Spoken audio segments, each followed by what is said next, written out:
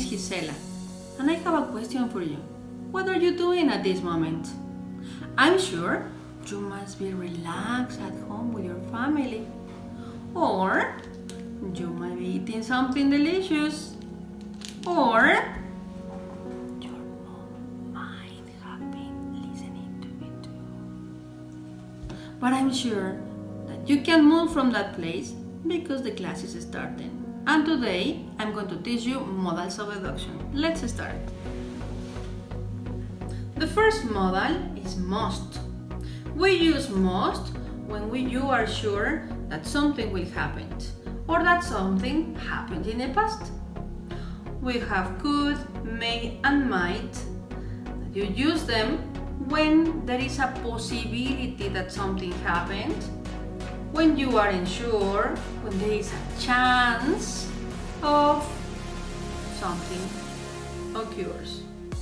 Then we have can't and couldn't. As you notice, they are in negative because you use them when something is impossible that happened, when it is not true, alright? And the sentences can be in past or in present, okay? Remember the question that I asked you before?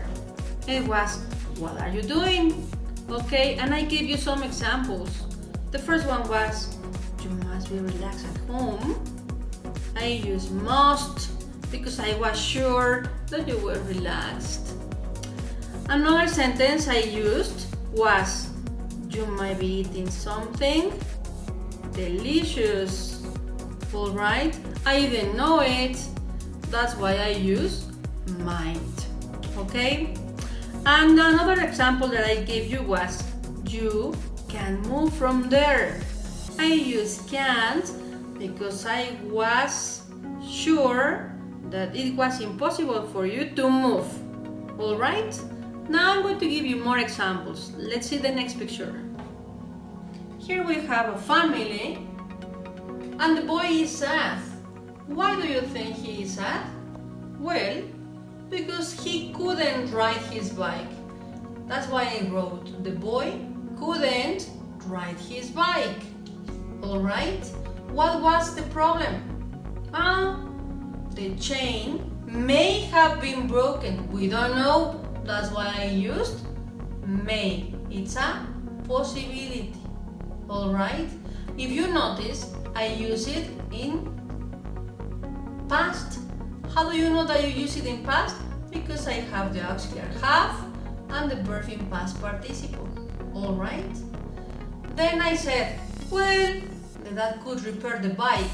Look at the image. We are not sure that he can repair it, but it could be a possibility. That's why I use the modal could and the verb in simple form. Okay? Let's go with another picture. Look at the image. Here we have a doctor and a girl. I supposed that the girl might have broken her leg. Look, I use might because it's a possibility. I'm not sure. And it happened in the past. So I use the auxiliary have and the verb in past participle because this action happened in the past. Okay? But now, or from now on, she can't escape without knee pads. Knee pads, the protection for her knees. Alright? She can. I'm sure that she can do it without knee pads. Alright? Let's go with the next example. And here you have a boy with a doctor, but look at the doctor. He's observing in the boy's ear. I'm sure that the kid must be nervous now. Sometimes the people used to laugh when they are nervous. What about you? Okay, that's why I used must. Okay?